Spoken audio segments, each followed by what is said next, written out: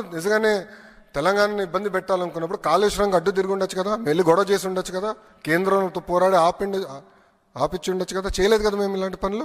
Bus Telugu Desam party ఏనాడు తెలంగాణ వ్యతిరేకంగా పనిచేయలేదు. మేము ఏనాడు పనిచేయలేదండి. Last 10 years we have never worked against and we will not work. 2018లో కాళేశ్వరం ప్రాజెక్టు అనుమతులన్నీ రద్దు చేయండి, కాళేశ్వరం ప్రాజెక్టు పనులను నిలిపివేయండి అని కేంద్ర ప్రభుత్వానికి ఆంధ్రప్రదేశ్ ప్రభుత్వం రాసిన లేఖ. ఇది ఒక్క లేఖ కాదు.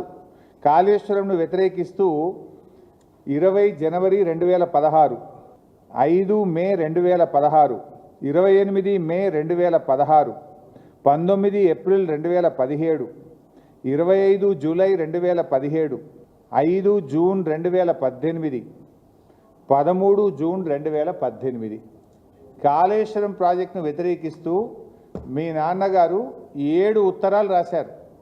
కానీ నిన్న లోకేష్ గారు మేము కాళేశ్వరం ప్రాజెక్టును వ్యతిరేకించామా అని సన్నాయి నొక్కులు నొక్కుతా ఉన్నారు. కావాలంటే ఇవన్నీ పంపిస్తే చదువుకోండి.